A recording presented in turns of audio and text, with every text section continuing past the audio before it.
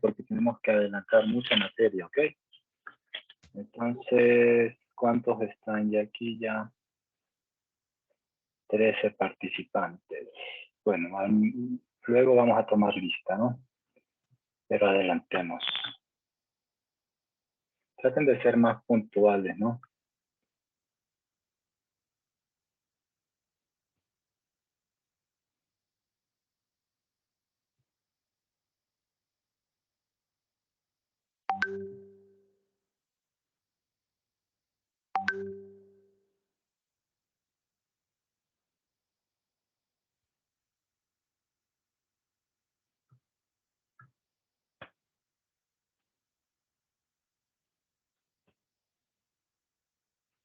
Bueno. Entonces, ya nos quedamos en el capítulo anterior y vamos a empezar a hablar de lo que es el ángulo del ojo.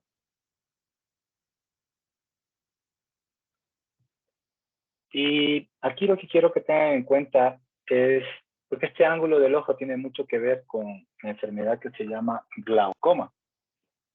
Y hay varios tipos de glaucoma de acuerdo a este ángulo. ¿Cómo es este ángulo? Si el ángulo está bien abierto o si el ángulo está muy estrecho. Entonces, póngale, si este iris está más arribita y está más casi en contacto con la córnea, decimos que es un ángulo estrecho. Y ahí eso es un glaucoma que se llama el de ángulo estrecho, pues es por esta circunstancia, ¿no? Acá vemos un paciente con glaucoma de ángulo estrecho y miren esto cuando yo les hago ver en la práctica. Cómo esta línea de aquí está casi muy en contacto con esta otra línea. Esta es la línea de la córnea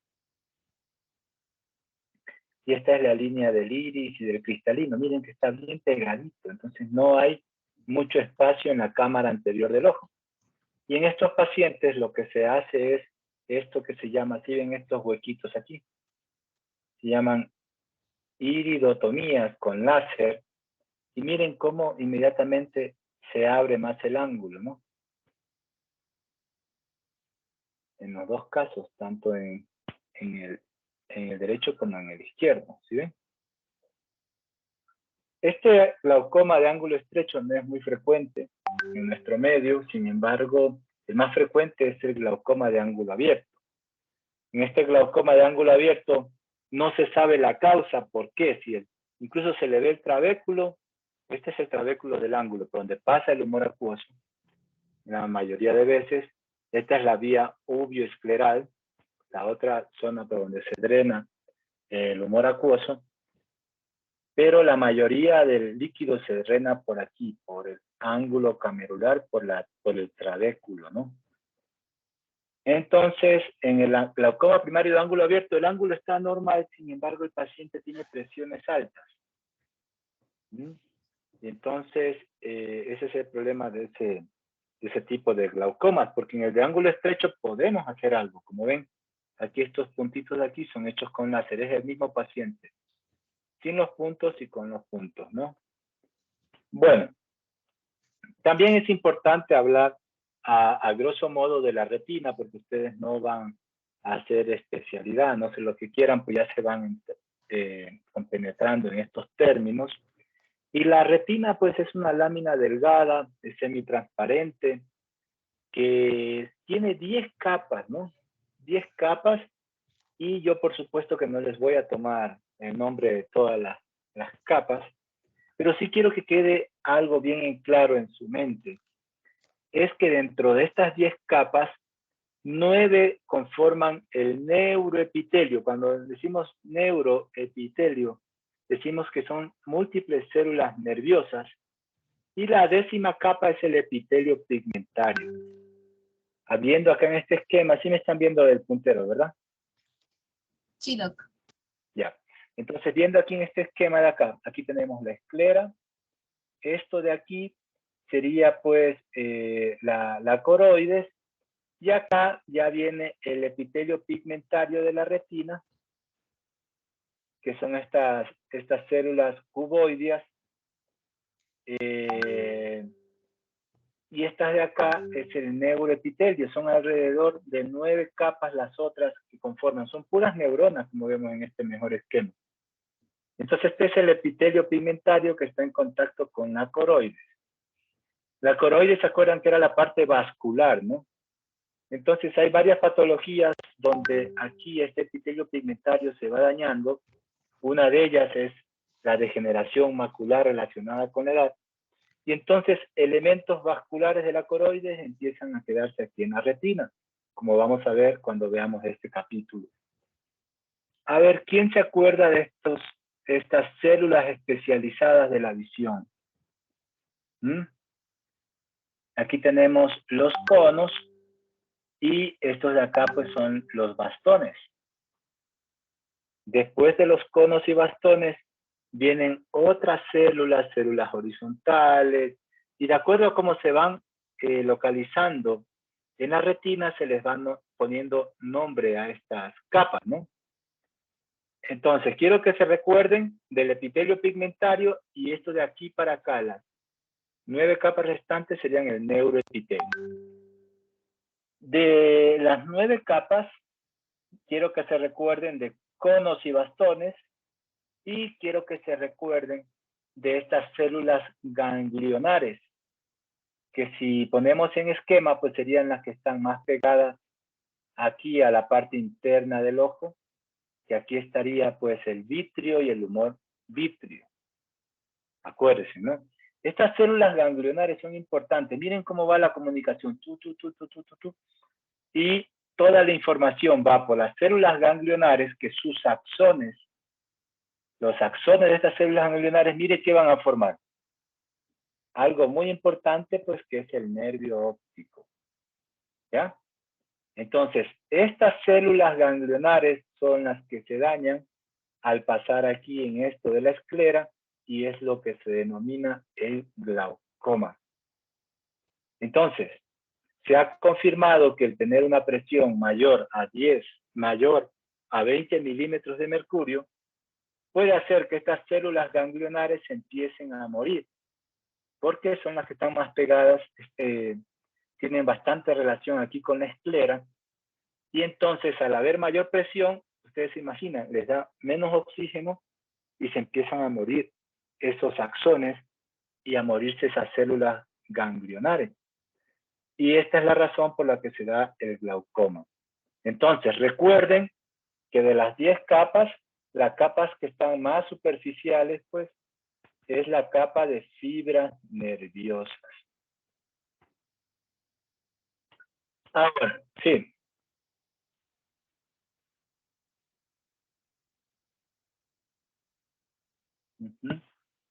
De los axones de las células ganglionares.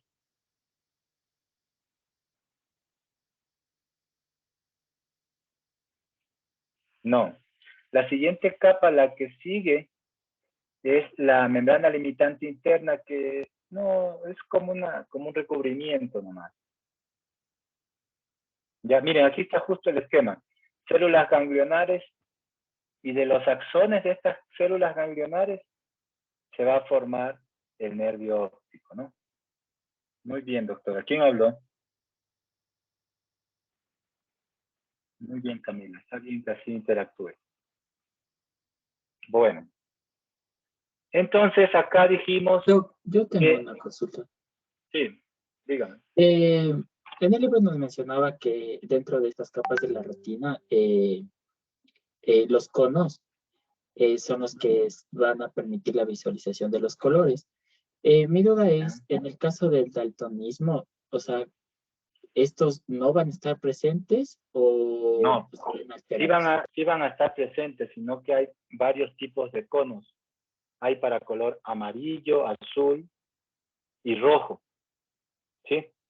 Y entonces hay veces que faltan algún tipo de cono en específico, y esa es la daltonismo al rojo, por ejemplo, al azul o al amarillo.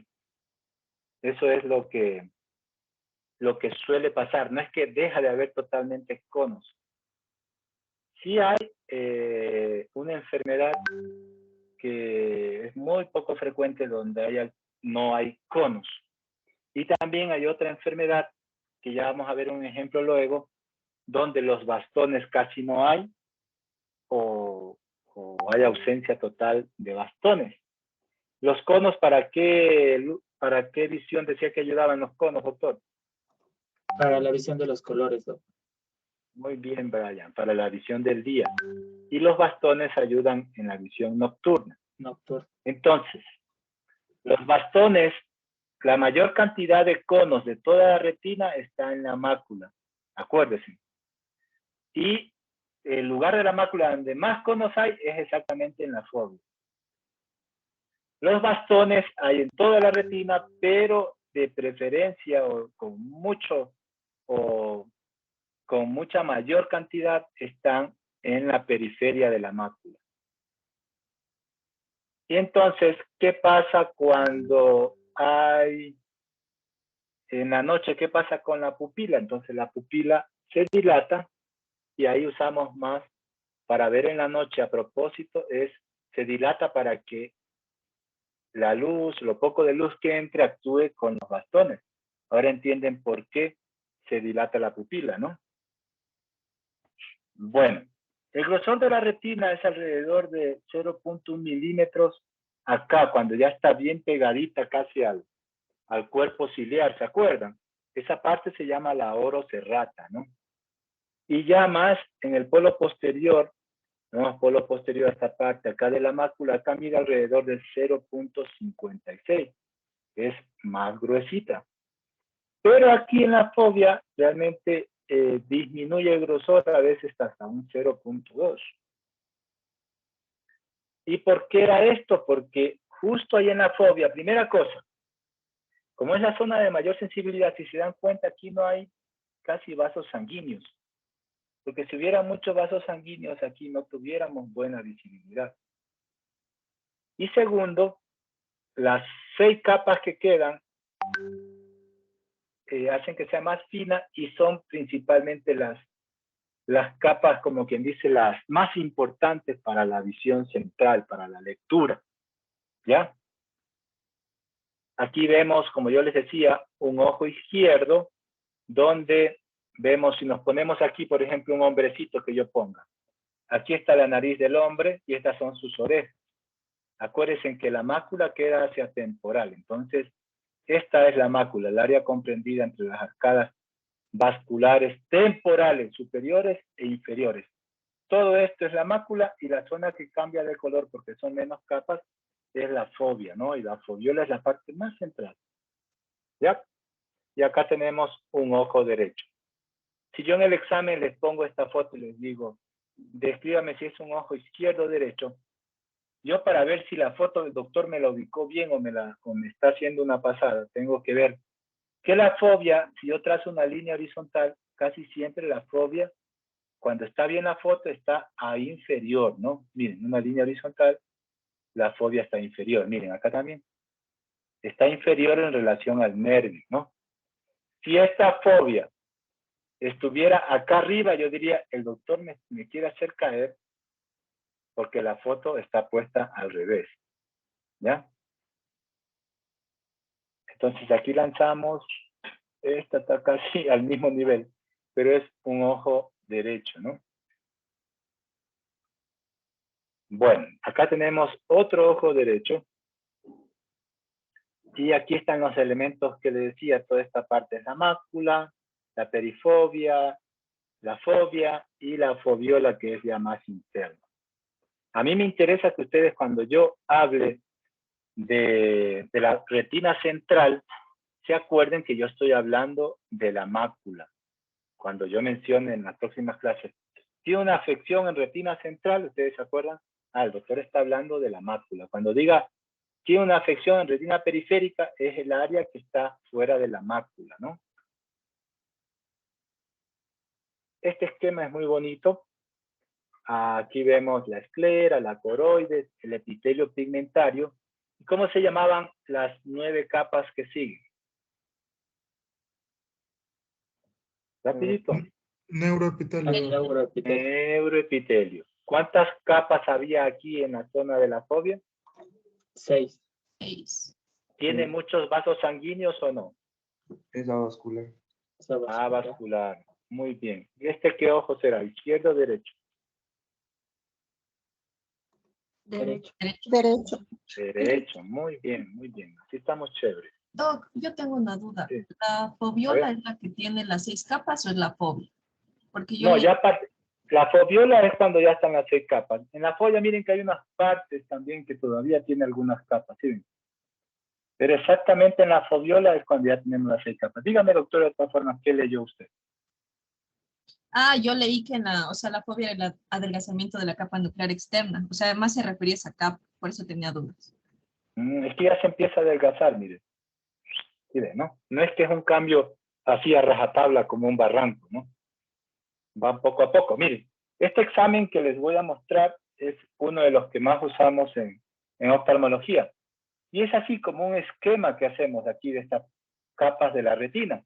Miren, se llama un examen, este se llama OCT, o tomografía de coherencia óptica. ¿Ya?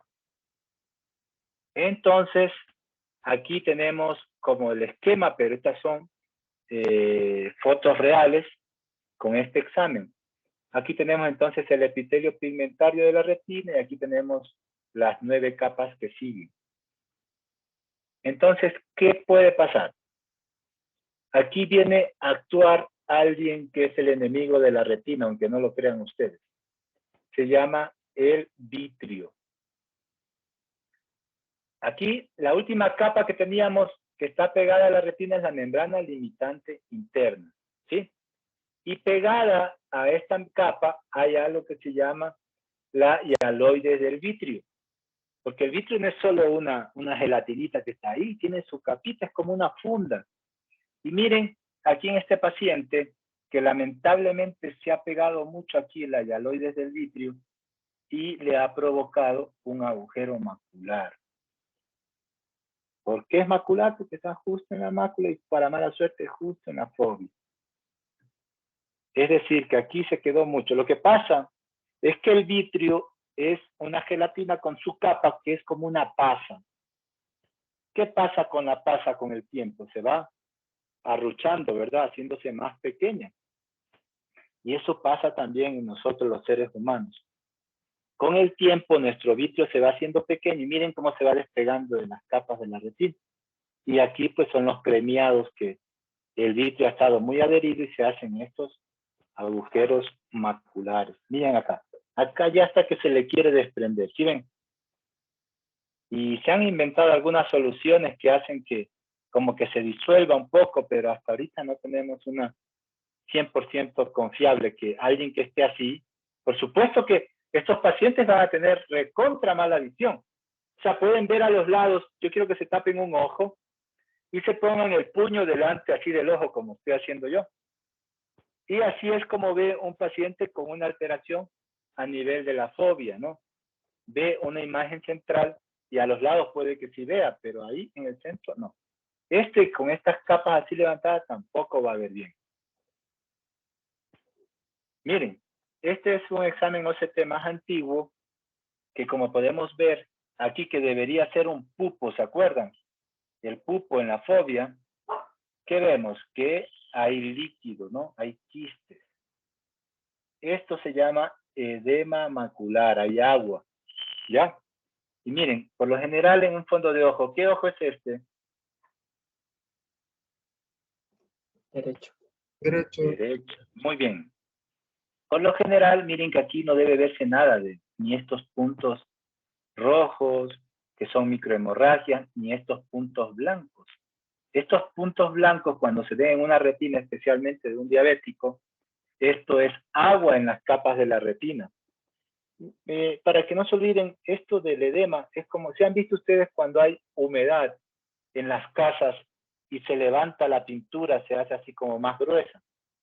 Eso mismo pues es a grosso modo lo que pasa en la diabetes, cuando no está bien controlada.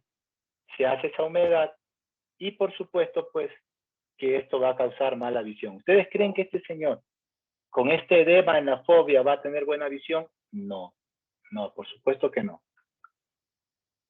Y aquí está la otra enfermedad que justo con una de sus compañeras que estamos en rotación ahora veíamos de alguien que le habían dicho que tenía una retinosis pigmentaria y nosotros confirmamos de que el paciente no tenía pie. Miren, como no hay bastones, si ven cómo se hace estas espículas óseas, se llaman, ¿no?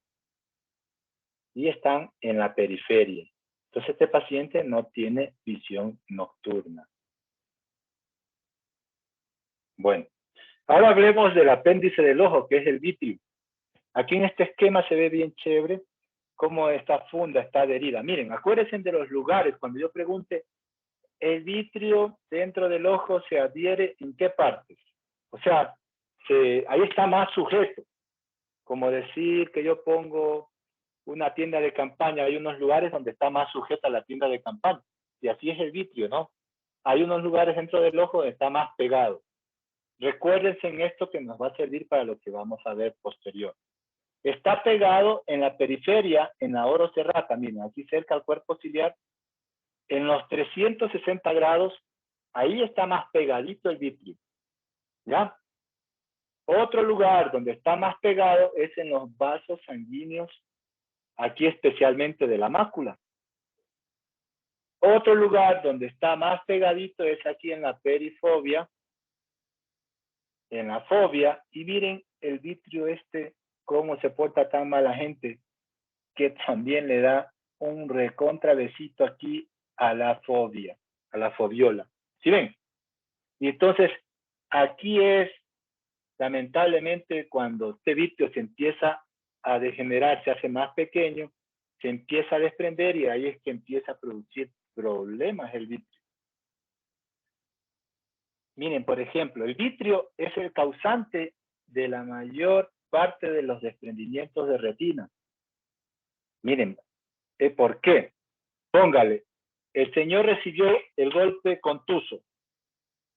Y entonces, como recibió el golpe contuso, el vitrio sufrió alteraciones físicas internas y por ahí donde estaba bien aguerrido, bien agarrado en la oro serrata, que por lo general es de ahí, coge, se rompe y lamentablemente viene trayendo un trocito de retina. Se hace un agujero aquí de la retina y por ahí se empieza a ingresar líquido y se desprende en las retinas. Es por esta razón que cuando alguien de ustedes o algún familiar o algún paciente de ustedes reciba un golpe en el ojo, es de observación, y si fuera posible que se haga un fondo de ojo fuera mucho mejor, porque imagínense, se da la ruptura de la retina por el vitrio porque se jaló mucho en la periferia. Entonces el paciente dice al principio, yo no siento nada. Desde que me golpeé veo como unas mosquitas que andan por ahí, ¿sí? Pero no siento nada. Entonces, pero al otro día ya empezó que tenía un nivel en la visión. Uy, entonces ahí ustedes sí inmediatamente tienen que referirlo porque puede ser un desprendimiento de retina. Otra cosa, ¿por qué es importante hablar de los lugares donde el vitrio está prendido? Ya hablamos de uno que es el agujero macular. Cuando está muy adherido, pues lamentablemente a veces se viene con todo. Y la otra es que en pacientes diabéticos que empiezan a formar neovascularizaciones, o sea, son vasos sanguíneos anómalos, lamentablemente se empiezan a subir estos vasos anómalos por esos lugares donde está adherido el vitrio y rato menos pensado, se fibrosa, tensa y provocan el otro tipo de desprendimiento de retina que se llama traccional. Ya vimos el primero, era por un hueco, una ruptura, es el reumatógeno. Y el otro desprendimiento son tres, ¿no? El otro que les voy a mencionar en relación al vitrio, que utiliza mucho el vitrio, se llama el traccional. Ojalá creo que sí haya un ejemplo acá. Miren cómo el vitrio se va haciendo pequeño, ¿no? Esas arañitas, esas moscas volantes que la gente ve, podría decirse que es algo normal que a todos nos dé. No sé si se han puesto a ver con un ojo y ven así como una arañita que baila, alguna cosa. Si esto ya lo tengo mucho tiempo, pues no pasa nada. Pero si fue recientemente porque la mayor tuvo un coraje o hizo demasiada fuerza o tuvo el golpe, ahí sí es de peligro, chicos, ¿no? Estos esquemas de acá están bien chéveres. Miren, aquí ya el vitrio ya se desprendió de la fobia y no le hizo nada. Esto es lo más sano que suele pasar en la mayoría de personas. Y acá en este otro esquema, pues al principio en el A todavía está prendidito. Acá ya se desprendió y acá ya no se nota como nada, ¿no?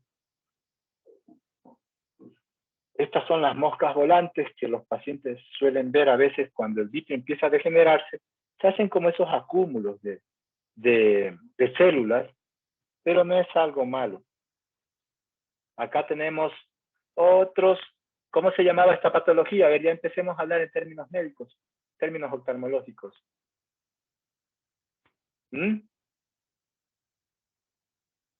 A ver, vamos rapidito. ¿Cómo se llamaba esta patología? Está hecho un hueco, ¿verdad? Entonces esto es un agujero macular por el vitrio. Miren, aquí está el culpable. Y así es como se ve literal en una foto, ¿no? Casi como un agujero. Esto es la parte de frente de un ojo izquierdo, ¿verdad? Y acá es lo que les mencionaba acerca de las proliferaciones, de las neovascularizaciones que se van haciendo justo aquí donde el vitrio está tensado. En el nervio óptico, me olvidaba decirles que otra de las partes donde más se adhiere el vitrio es aquí en el nervio óptico, ¿no? Y miren cómo se produce el desprendimiento de retina traccional en un paciente con diabetes. Aquí está la retina desprendida, ¿sí ven? Cómo estas proliferaciones fueron haciendo, tensando hasta que desprendieron la retina. Miren aquí este vitrio caprichoso, está justo ahí donde les decía. Y este paciente puede que tenga una mala visión, más aún, como señalan aquí, pues miren que hay un poquito aquí de edema a consecuencia de la tracción vitrea. ¿Ya? Entonces, ¿alguna otra pregunta? Algo de lo que hemos visto en anatomía de retina y vitrio.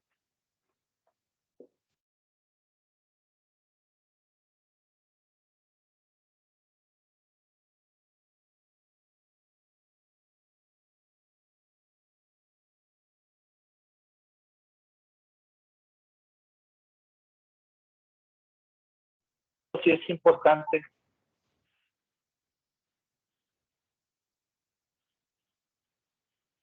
¿Qué me dice? Las partes donde se adhiere el vitrio. Es en la oro serrata, en el nervio óptico, los vasos sanguíneos maculares, en la fovea y en la foviola, ¿no? ¿Ya? Doc, una pregunta. ¿Cómo me dijo que, o sea, cómo dijo que se llamaba ese examen? El nombre, el OCT, tomografía de coherencia óptica. Ya, avancemos. Este examen siempre se lo pide mucho en oftalmología, especialmente para pacientes diabéticos o pacientes que de la noche a la mañana dice que quedaron sin visión. Bueno, igual si nos salimos nos volvemos a conectar, por favor, ¿no? Entonces, de lo que quiero es que se recuerden que son 4 rectos. El recto lateral lleva hacia un lado, hacia la parte de afuera. El recto medio lleva hacia la parte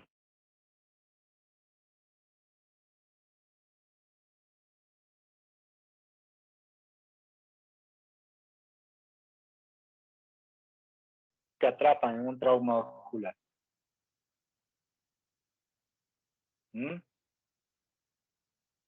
Las doctoras que están rotando ahorita, ellas han visto, les ha coincidido.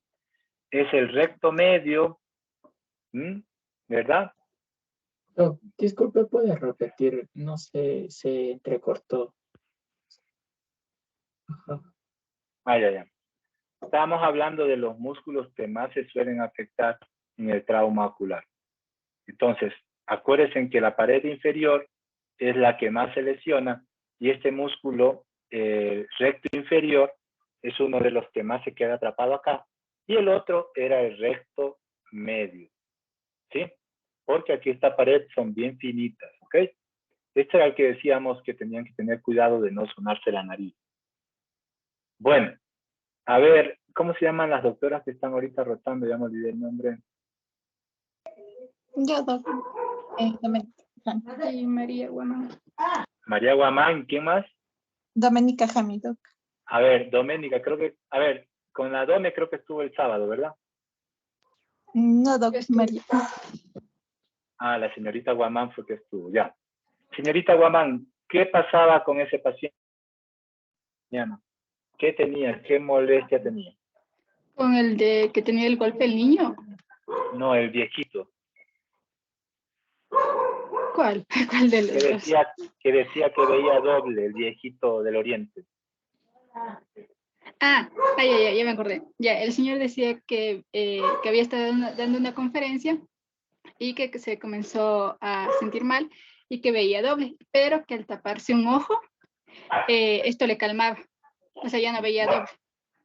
Ya. ¿Y cuál era la particularidad y el antecedente del paciente? Que el señor era diabético. Ya, pues entonces miren, doctores.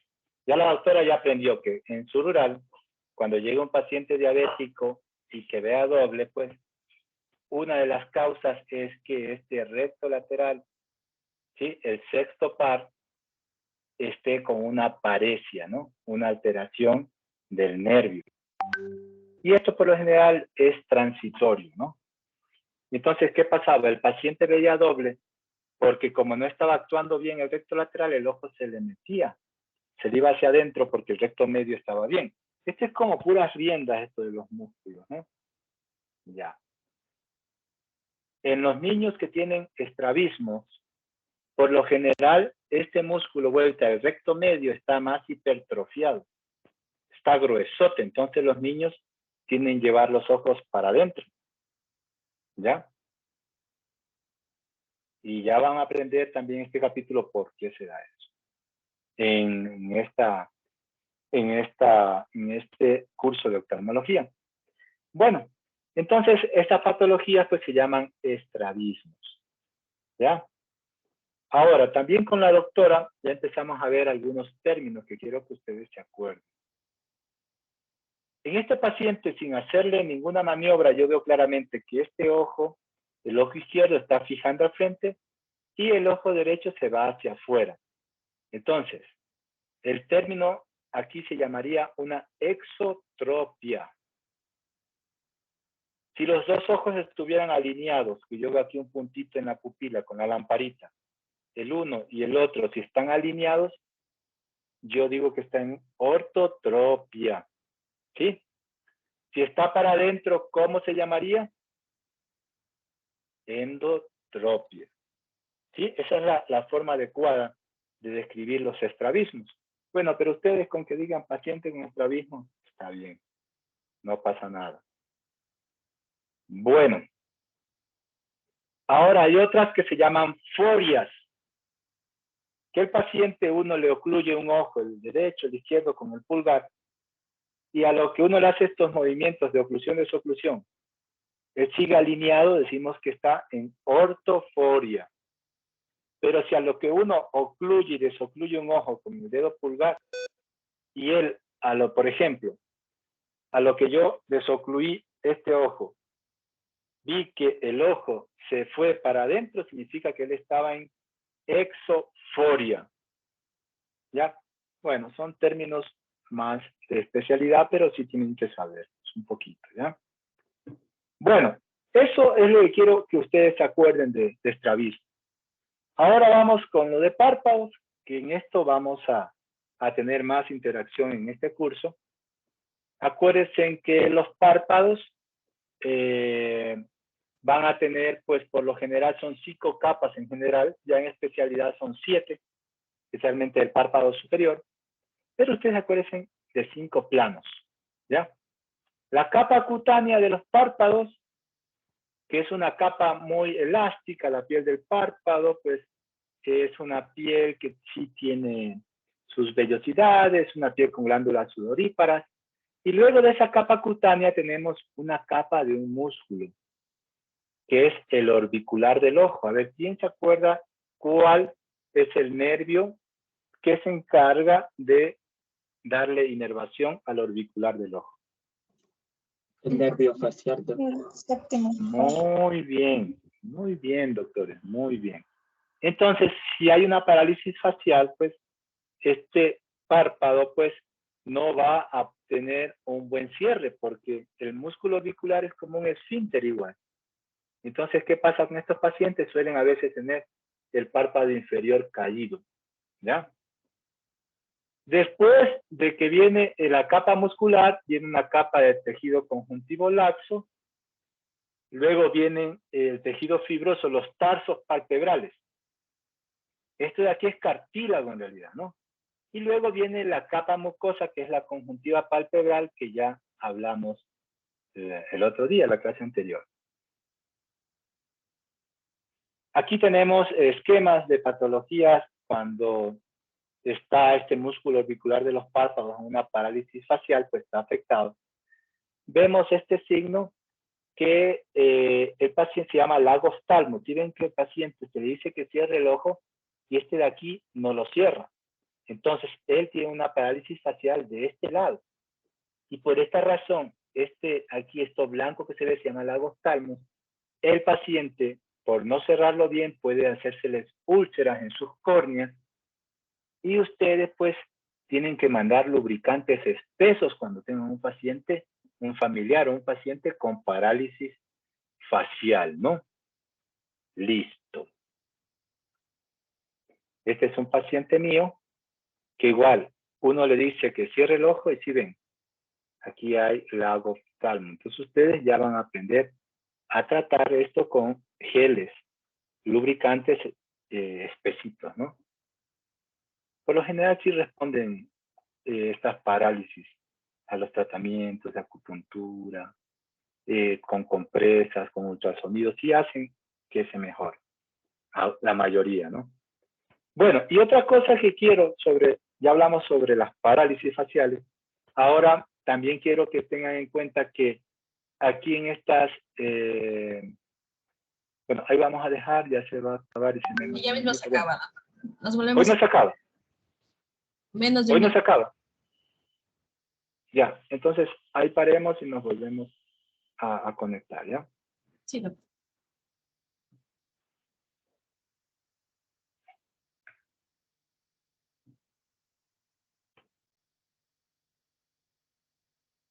Cuando llevas 2 días sin ver a tu novia, automáticamente